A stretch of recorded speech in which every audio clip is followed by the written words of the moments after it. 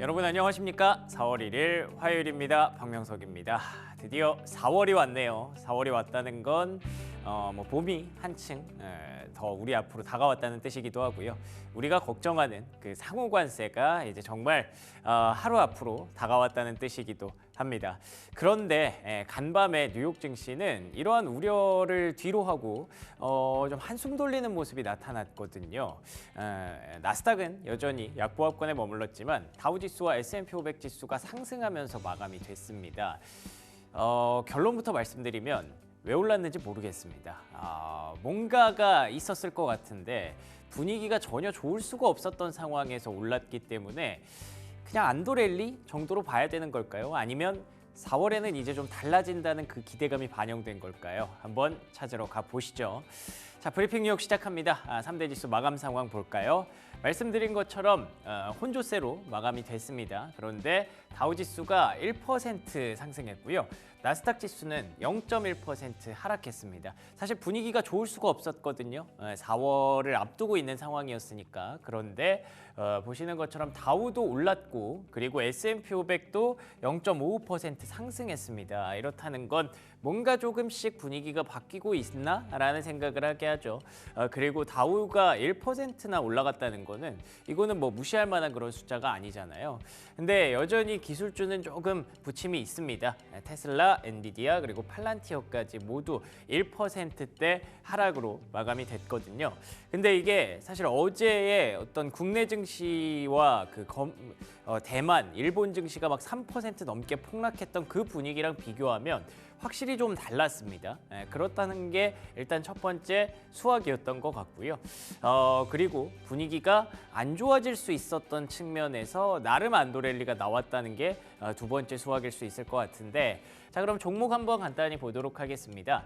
보시는 것처럼 핀비즈맵에 초록색이 가득하죠. 그러니까 앞에서 말씀드렸던 것처럼 뭐 관세라든지 경기라든지 우려는 엄청 많았는데 종목단에서 보면 오히려 그린라이트가 굉장히 많아진 모습. 이건 분명히 뭔가 시장단에서 해석하는 것 말고는 답이 없습니다. 시장단에서 이 정도면 저가 매수 들어갈 만하다 정도의 그 정도의 수준이라고 생각을 해봐야 될 것 같고요.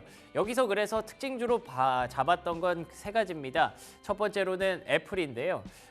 시가총액 상위 종목들 중에 거의 가장 강했던 종목이었습니다. 애플 역시 뭔가 엄청나게 좋은 호재가 나온 것도 아니고 그런 것이 사실 지금 기대하고 있는 것도 딱히 없잖아요. 근데 2% 가까이 반등을 했다는 건 역시나 이런 위기 국면에서는 애플만한 퀄리티주가 없죠. 대한민국의 삼성전자처럼 그런 종목들이 조금은 이제 해결을 해주는 그런 모습이 책임을 져주는 그런 모습이 나타났다라고 보여지고요. 두 번째 특징주로는요. 월마트 뽑아봤습니다. 최근에 소비 심리가 굉장히 안 좋다라는 얘기가 나오면서 월마트의 주가가 많이 빠졌는데 앞에서 보셨던 것처럼 만약에 이런 경기 침체에 대한 우려, 스태그플레이션에 대한 우려가 너무 과도했다라고 가정을 한다면 월마트가 여기까지 내려올 주가는 또 아니잖아요. 그래서 오늘 또 3%대 다시 반등하는 모습이 있었다는 점에서 이 월마트의 주가를 보게 되면 미국의 경기에 대해서 우리가 얼마나 좀 과하게 평가를 하고 있었나 혹은 진짜 경기 침체가 오는 건가 정도를 가늠할 수 있는 척도가 될 수 있을 것 같더라고요. 그래서 한 가지 더 말씀을 드렸고요.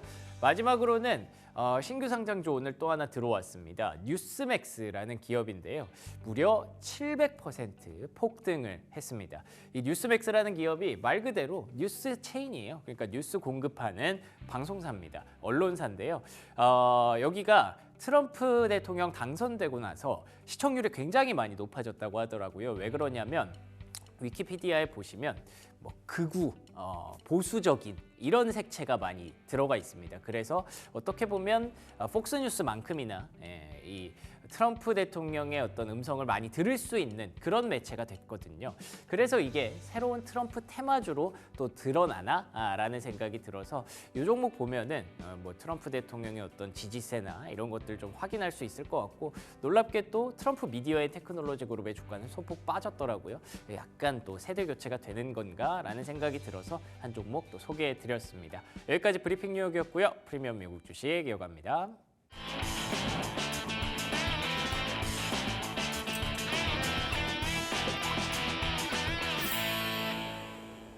네, 프리미엄 미국 주식 들어왔습니다. 오늘 화요일 순서 그래너리 투자자문 이완수 대표와 함께합니다. 안녕하십니까? 네, 안녕하십니까? 네, 반갑습니다.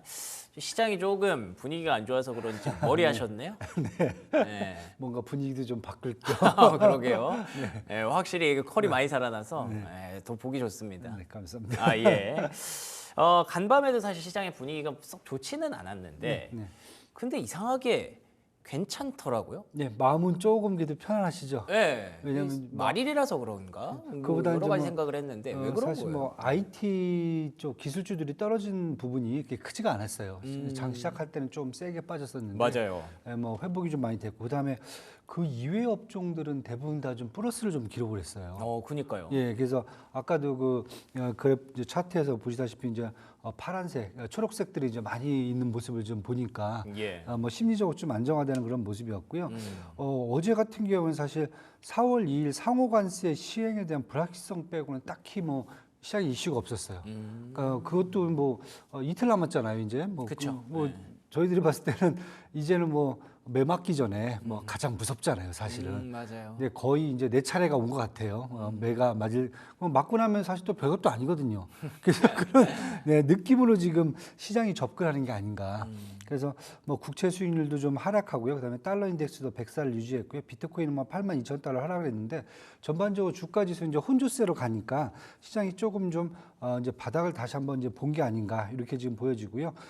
상승 업종 보면 은행주, 필수 소비재, 에너지 밸류체인 등 뭐 거기다가 산업재까지 전반적으로 좀 뭐 산업들이 좀 플러스 성과를 좀 기록했고요. 반면에 이제 엔비디아가 한 마이너스 1.18%, 그다음에 테슬라가 마이너스 1.67% 정도 하락하는 모습. 그 정도 빼고 M7들도 좀 거의 1% 이내에서 다 뭐 이렇게 하락하는 그런 모습을 좀 보였기 때문에 시장에서 이제 저희들이 이제 계속 제가 이제 말씀드린 게 이제 트럼플레이션에 대한 우려감, 그다음에 스태그플레이션에 대한 우려감, 세 번째가 이제 기술주 고평가 논란, 세 번째 기술주 고평가 논란 부분들이 조금씩 이제 지워지는 게 아닌가, 네, 그런 이제 모습이 좀 보여지고요. 그래서 저는 S&P하고 지금 나스닥 차트 계속 제가 박스권 말씀드리는데 S&P는 제가 5,500상, 5,800 말씀드렸는데 바닥에서 다시 또 하단에서 중간으로 또 치고 올라가는 모습을 좀 보여주고요. 그다음에 나스닥 같은 것은 16,000에서 19,000 정도 제가 선 보고 있는데 계속 그 정도에서 하단선에서 충분히 좀 유지를 해주고 있어 갖고 중간선에서 유지를 해주고 있어 갖고 이 정도면은 심리적으로 뭐 시장이 붕괴되는 게 아니라 결국 이제 박스권 안에서 이제 시장이 좀 관망세를 취한다 이렇게 지금 볼 수 있는 상황으로 가기 때문에 조금 더 마음이 편해지지 않으셨나 이렇게 지금 보여주고 있습니다. 상호관세가 이제 진짜 말씀하신 대로 이틀 앞으로 다가왔거든요. 그러니까 미국 시간으로는 4월 2일인데 우리나라 입장에서는 아마 4월 3일에 확인을 하게 되겠죠. 그렇죠. 네, 그래서 이틀 남았다고 말씀을 드리는 거고 저도 기사를 좀 봤습니다. 미국에서 무역 평가 보고서라는 게 나왔다는데 여기 보니까 한국에 대해서 자동차, 뭐 소고기, 디지털세 뭐 이런 거 엄청 많이 건드렸더라고요. 어떻게 보셨나요? 일단 뭐 그 USTR이죠. 미국 그 무역 대표부가 해마다 3월 31일까지 이제 국가별 무역 보고서를 행정부와 의회에 보고를 정기적으로 하게 돼 있어요. 이 3월마다 나오는 거라면서요? 예. 매년 3월 31일까지 이렇게 보고하게 돼 있습니다. 근데 내용이 뭐 전체적으로 보면은 국가별이지만은 뭐 그 전체 국가별로 보면은 2024년도 거와는 거의 뭐 동일하다. 크게 바뀐 건 없다.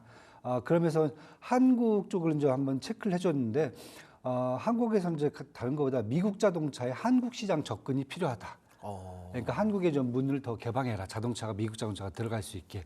이런 부분이 있었고 그다음에 뭐 온라인 미디어 스트리밍 규제, 그다음에 외국 법률 서비스 규제, 그다음에 네트워크 망 사용료, 그다음에 망 사용료, 글로벌 디지털 서비스 플랫폼 규제, 그다음에 통신 방송 미디어 분야 외국인 규제를 무역 장벽으로 규정하고 있다. 그다음에 뭐 소고기는 뭐 제가 봤을 때는 좀 뭐 약간 마이너한 부분인데 요즘 뭐 코스트코 가면 다들 뭐 미국산 소고기 많이 드시고 많이 먹죠. 그 이런 부분들이 있는데 이 해당 부분이 사실 2024년 보고서 거의 비슷해요. 바뀐 건 없어요. 물론 이제 요걸 이제 기준으로 이제 본다면은 결국은 한국은 뭐 저희들이 이제 저도 이제 계속 말씀드렸지만은 이제 무역 이번에 이제 상호 관세에 있어서 상호 관세 어떤 일반 관세 타겟은 결국 주유국들 캐나다, 멕시코, 그다음에 EU, 중국, 여기다 일본까지 이렇게가 좀 될 것 같고요. 그다음에 그 이외의 국가들 뭐 더티 뭐 15이라고 얘기를 했지만은 그렇죠. 그 이외의 국가들은 제가 봤을 때는 이제 산업별로 결국 한국 같은 경우는 자동차하고 반도체가 가장 큰 규제 대상이 될 수 있다. 이렇게 한번 보셔야 될 것 같아요, 지금. 알겠습니다. 근데 그 뭐 도식화된 어떤 그림이나 이런 것들을 보니까 지금까지 부과됐던 품목별 관세 이런 것들보다 상호 관세가 가장 좀 상단에 위치를 하면서 가장 시장을 좀 무겁게 억누를 것이다 라는 얘기도 나오고 있고, 그리고 주말 사이에 나왔던 얘기 보면 뭐 20% 이상으로 들어갈 것이다라는 얘기가 네, 있더라고요. 네. 어떻게 보셨나요? 일단은 뭐 지금 다양하게 얘기가 나오고 있어요. 뭐 네네. 트럼프 대통령은 4월 1일이 미국 해방의 날이다. 그렇죠. 예. 그래서 뭐 관세는 영구적일 것이다 이렇게 발언을 했고요. 뭐 자동차하고 부품 관세가 25% 상승한다 하더라도 사람들이 미국산 자동차를 살 것이다. 전혀 신경 쓰지 않겠다. 이 정도로 지금 맞아요. 강하게 나오고 있어요. 베센트 재무장관은 더티 15이라고 그래갖고 이 15개 국가를 대상으로 이제 관세에 대해서 협상을 하겠다고 했는데 뭐 한국 당연히 들어가고요. 예. 뭐 이렇게 얘기가 나오면서 이제 워싱턴 포스트가 첫 관세율 한 10%에서 시작해서 단계적으로 올려서 50%까지 갈 거다. 아니 그건 너무 심한 거 아니에요? 50%. 이제 왜냐하면 이제 1930년에 보시면은 이제 스무트 헐리법이라는 관세법이 제정이 됐어요. 이게 다른 게 아니라 1929년에 대공황이 끝난 다음에 미국이 자국 산업을 시작되면서 자국 산업을 보호하기 위해서 2만 개 넘는 수입 물품에 대해서 관세를 부과했는데 이제 대공황 터지면서 관세를 40%까지 올린 다음에 그다음에 이 스무트 할리법을 적용해서 그때 또 60%까지 인상을 했었어요. 그러니까 60%라는 게 어떻게 보면 이게 관세가 마저 할 정도인데 충격적이네요. 어떻게 페널티거든요, 완전히. 네. 그러니까 이런 상황인데 이것을 지금 생각을 염두에 두는 게 아닌가. 아니 근데 그거는 1930년이고 네, 그쵸, 네. 지금은 2020년인데 네. 100년 전의 그 사례랑은 분명히 지금 받고 있는 세금이 엄청 많이 다를 텐데 네. 말이 안 되지 않나요 이게? 사실 뭐 그때 이후에 프랑스, 영국, 독일이 반발하면서 이제 보복 관세 실행하고 글로벌 대공황을 더 악화시킨 역할을 했거든요. 그랬구나. 예, 그래서 그것을 이제 생각을 자꾸 하는 것 같아요. 그래서 과거에 미국이 이런 극단적인 조치까지 갔었다 이런 것들 얘기하는 것 같은데 일단은 뭐 제가 봤을 때는 뭐 지난번에 말씀드렸지만 투트랙이다. 왜냐하면은 주요국들이죠. 이미 이제 자기들이 그동안 미국에 대해서 이제 수혜를 받다라고 생각하는 이제 주요국에 대해서는 상호 관세 중에서 특히 이제 보편 관세 일괄적으로 관세를 매겨갖고 거기에 대한 어떤 이제 비용을 청구한다 이런 컨셉인 것 같고요. 두 번째는 제가 그 이외 국가들은 사실 한국, 대만 기타 국가들 보면은 뭐 품목이 한두 개밖에 없어요 미국에. 그래요? 그렇죠. 뭐 한국은 자동차하고 뭐 반도체 빼면 없고 대만은 반도체고요. 뭐 베네수엘라 뭐 이런 데는 뭐 브라질 같은 철광석이라든지 이런 것 빼면 사실 별거 없거든요. 그렇다고 보면은 제가 봤을 때는 뭐 그 이외 국가들은 아마 품목별 또는 산업별로 아마 이제 관세 부과가 될 거다. 그래서 저희들은 한국 같은 경우는 사실 뭐 상호 관세보다는 아마 제가 봤을 때 아까 보시면 그렇게 뭐 큰 내용들은 없었어요. 무역 보고서에서. 그래요? 그렇죠. 그렇다 보면 중요한 게 자동차라고 보면 한국 같은 경우에는 품목별 또는 이제 산업별 관세가 조금 더 이제 더 크게 나올 수 있다. 그래서 저는 아마 그냥 상호 관세는 주변국들을 타겟으로 지금 한 거기 때문에 저는 뭐 10%에서 50%까지 올린다. 이렇게 되면 갈수록 상대국에 대한 반발을 더 유도할 거기 때문에 말이 안 되죠. 네, 저는 아마 일괄 관세로 한번 관세로 간 다음에 그 다음에 이제 아마 상황을 지켜보지 않겠는가 이렇게 지금 보여지고 있습니다. 근데 그날 동시에 테슬라에서도 뭔가 이슈가 있네요. 2일에 1분기 인도량이 발표가 된다고 하는데 네. 야, 이날 그러면 상호관세 터지고 테슬라 인도량 안 좋을 게 뻔하고 그러면은 이날도 좀 힘들겠네요. 그렇죠. 근데 뭐 시장에 많이 지금 반영이 되고 있다 저는 이렇게 보여지고요. 도이치방크가 지금 1분기 인도량을 34만 5천 대로 지금 얘기를 했어요. 네. 원래 시장 컨센서스는 36만 대인데 그보다 더 낮게 잡았죠. 그러네요. 그래서 작년 1월 달이 38만 7천 대인데 이거보다도 지금 거의 한 10% 넘게 지금 감소한 걸로 얘기가 나오고 있어요. 그래서 지금 2025년도 인도량이 170만 대로 전망하고 있는데 전년이 한 180만 대니까 작년보다도 약 한 5% 정도 주는 걸로 얘기가 돼 있거든요. 그럼에도 불구하고 1분기에는 한 10%더 줄 수 있다. 이 정도면 사실 되게 큰 거거든요. 네. 그래서 지금 1분기 매출도 지금 보시면은 시장에서 지금 보고 있는 게 한 231억 달러 정도 지금 보고 있거든요. 이게 작년보다 한 6% 이상 더 확대를 한 걸로 지금 매출을 잡고 있는데 지금 보시면은 매출이 뭐 작년에 6% 이상 증가하는 게 아니라 분위기로 한 10% 이상 지금 매출이 감소할 걸로 지금 나오고 있어요. 그렇다고 보면은 시장 전망치보다 지금 더 크게 지금 하락한다라고 보면은 일단은 저는 저희가 지금 계속 지금 보고 있는 게 테슬라야 펀더멘탈이 너무 고평가돼 있다. 그렇구나. 예, 올해 이제 2025년도에 전반적인 매출 전망치 뭐 한 6% 이상 더 증가하는 걸로 잡아놓고도 포워드 PER이 지금 거의 100배 수준에서 움직인다고 보면은 결국은 시장이 뭐 트럼프 일론 머스크가 계속 뭐 본인을 믿어라 뭐 자기 때문에 주가가 빠졌지만은 이제 다시 또 상승할 거다 이렇게 얘기를 하고 있지만은 과연 이거에 대한 신뢰감을 어느 정도 가질 수 있을까? 그렇다고 보면 결국 시장은 일론 머스크의 말보다는 결국 펀더멘탈로 회귀하지 않을까? 주가는 이렇게 지금 보고 있습니다. 그래서 조금 더 지금 하향 조정이 좀 필요하다. 그래서 지금 목표 평균 주가가 지금 304달러예요. 아직도 높아요. 그러네요. 예, 물론 이제 지난번 말씀드린 대로 모건스탠이라든지 파이퍼샌드라든지 RBC 캐피탈들이 계속 지금 목표 주가를 거의 50달러 이상, 100달러 이상 지금 낮춰 잡고 있거든요. 이런 거 감안한다면은 일단은 이번 실적 발표를 이제 계기로 확인을 하면서 테슬라 주가는 이제 펀더멘탈로 좀 더 회귀할 걸로 예상이 되기 때문에 조금 더 이것을 좀 경계감을 갖고 지켜보셔야 되지 않겠는가 이렇게 지금 보여집니다. 그래서 우리가 제일 걱정하는 건 결국에 이 관세 전쟁으로 인해서 인플레이션이 확산되고 그리고 또 이제 연준이 금리를 내리지 못할까봐 그 부분을 걱정하는 거지 않습니까? 그렇죠. 그리고 뭐 많은 분들이 그 얘기하시는데 이 자동차에 관세가 부과된 게 그 중고차 가격 때문에 물가 많이 올라갔던 20년도, 21년도 그때 악몽이 좀 떠오른다. 뭐 그런 얘기 하시는 분들도 많거든요. 어떻게 보세요? 일단 뭐 카플레이션이죠 그때. 네, 뭐 트럼플레이션, 카플레이션 뭐. 저는 그때 사실 이해가 안 다플레이션이죠. 됐어요. 뭐 중고차 가격이 얼마나 비싸졌다고. 네. 왜냐하면 사실 그때 관세가 인상이 되면서 뭐 지금도 보시면 25% 관세를 부과하겠다 그러면 그냥 쉽게 기존에 5천만 원 했던 차가 6천 되는 거예요. 1,000만 원 되는 거예요. 네. 그러면 소비자들 입장에서 이제 고민이 되는 못 거죠. 사죠. 이걸 사야 되느냐. 물론 이제 여유가 있으신 분들은 그래도 사는 거죠. 그쵸. 사는 거죠. 근데 많은 부분들은 이제 두 가지를 갖고 가요. 첫 번째가 뭐냐면은 그럼 안 되겠다. 중고차를 사자. 네, 그렇죠? 그러다 보니까 중고차 값이 상대적으로 올라가게 됩니다. 두 번째는 뭐냐면은 안 되겠다. 고쳐 쓰자. 네. 그러다 보니까 최근 보시면 자동차 관련된 중에서 오토존이라는 종목이 있어요. 오, 차량 부품하고 이제 수리를 해주는데 그러네요. 네. 거긴 여기는 괜찮아요. 계속 주가가 좀 이렇게 쭉 연초 위에 계속 올라오고 있어요. 그러니까 이 두 가지를 가다 보면 결국은 자동차 값이 인상되는 것뿐만 아니라 중고차 값도 인상이 되고 부품 값도 당연히 인상이 될 거고요. 그다음에 수리비도 인상이 될 거고 결국은 이렇게 가면은 이 차량의 전반적인 가격이 상승이 된다는 거죠.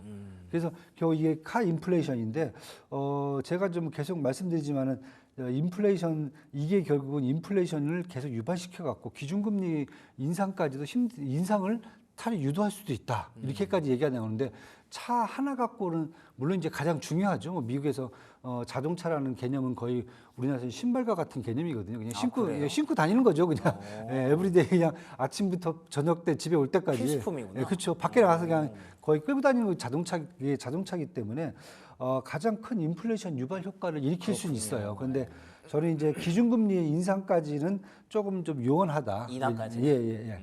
이제 왜냐면 인플레이션이 나면 이제 인상을 해야 되잖아요. 기준금리. 그렇죠. 인상 얘기를 하거든요, 지금요. 근데 거기까지 좀 요원하다. 왜냐하면 지금 인플레이션 상승 우려감이 기대 지표예요, 다들이요. 실물 지표죠. 아직 뭐 관세가 지금 부과가 지금 안 돼 갖고 2월 근원 PCE 지표도 지금 2.8% 나왔거든요.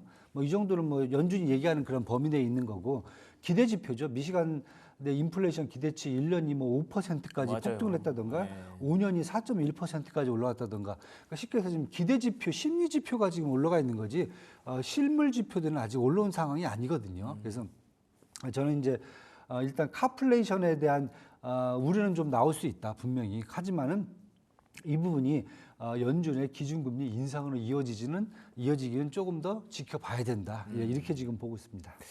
알겠습니다. 이렇게 좀 어지러운 상황에서 뭐 CNBC에서 장기 성장성을 지닌 그 종목 3선을 또 꼽았다고 하더라고요. 좀 알면 도움이 될 수도 있을 것 같은데 어떤 종목이에요? 사실 저희가 지난번에 한번 제가 그 말씀 드렸어요. 저희 이제 M7 특히 예. 빅테크들이 이번 이제 주가 조정을 통해서 밸류에이션이 되게 저평가됐다. 왜냐하면 뭐 엔비디아도 지금 뭐 20배 포워드 PR이 20배 수준으로 지금 내려와 있고 뭐 이제 다시 기회가 되는 예, 거군요. 기회가 되는 예. 거죠. 뭐 메타도 뭐 그렇게 올라서 빠졌는데도 뭐 아직도 24배 막 나오고 브로드컴도 30배밖에 안 되고 이렇게 말씀을 드렸는데 그런 측면에서 지금 CNBC가 지금 이 테크 쪽으로 좀 많이 보는 것 같아요. 오, 테크. 네, 그래서 가장 먼저 마이크로소프트를 뽑았어요. 예, 왜냐하면 마이크로소프트 같은 경우는 AI 산업 확대의 주요 수혜자고, 맞죠. 그다음에 이제 플랫폼이죠. 애저하고 그다음에 M365 상용 클라우드에서 매출 증가가 계속 확대가 되고 있어요. 그래서 올해 2025년도 매출 전망치도 작년에 비해서 15% 넘게 증가한 걸로 일단 전망치가 나오고 있어요. 근데 많이 빠졌네요. 예. 마이크로소프트. 근데 지금 네. PER이 지금 30배, 포워드 PER이 27배예요. 이 정도면 뭐 지금 S&P 500의 PER이 지금 28배인데 그거보다 더 낮은 상황이 그러네요. 됐거든요. 그렇다 보면은 지금 목표 주가는 510달러까지 지금 올라가 있고 현재 주가가 375달러예요. 그래서 지금 스트롱 바이가 돼 있거든요. 그래서 웨드부시가 한 550달러, 그다음에 티그레스 파이낸셜이 한 595달러로 지금 상향 조정을 해놨거든요. 그래서 이런 걸 보면은 마이크로소프트 같은 경우에는 소리 없이 자기 일을 하고 있지 않은가. 그러네요. 네, 그리고 두 번째로 이제 스노우플레이크를 봤어요. 사실 AI 산업의 주요 확대자인데 팔란티어의 어떤 대체 종목으로 얘기를 하고 있어요. 팔란티어가 이제 정부 관련된 수주를 많이 한다면 스노우플레이크는 이제 반대로 이제 민간 사업자 쪽으로 이제 많이 하고 있거든요. 예. 그런데 뭐 올해 매출 전망치도 한 지난해에 비해서 한 30% 증가한 걸로 일단 잡혀 있는데 예. 문제는 영업이익은 아직도 적자예요. 그래서 포워드 PR이 130배 정도. 그래서 목표 주가도 한 197달러 정도 나오기 때문에 뭐 저희는 이제 조금 여기는 이제 약간 리스크 있게 좀 봐야 된다 보고요. 세 번째가 넷플릭스를 좀 봤어요. 넷플릭스. 네, 저도 넷플릭스는 사실 좋게 보고 있거든요. 뭐 다른 것보다 올해 3억 이상의 유료 회원을 확보했고요. 그다음에 지역별 차별화 요금제가 성공했고 콘텐츠 라인업 강화 스트리밍 서비스에서 시장 지배력을 사실 높이고 있거든요. 네. 그래서 지금 나오는 게 지금 PR이 지금 포워드 PR 37배밖에 안 됩니다. 그래서 목표 주가도 지금 거의 1,025달러까지 올라 있기 때문에 넷플릭스 같은 경우에 올해 아마 매출 증가를 통해서 좀 더 성장을 하지 않겠는가. 네, 이런 측면에서 보시면 결국 기술주들 위주로 또 CNBC가 이제 추천을 했다 이렇게 보시면 될 것 같습니다. 이완수 그레너리 투자자문 대표와 함께했습니다. 오늘도 좋은 말씀 고맙습니다. 네, 감사합니다.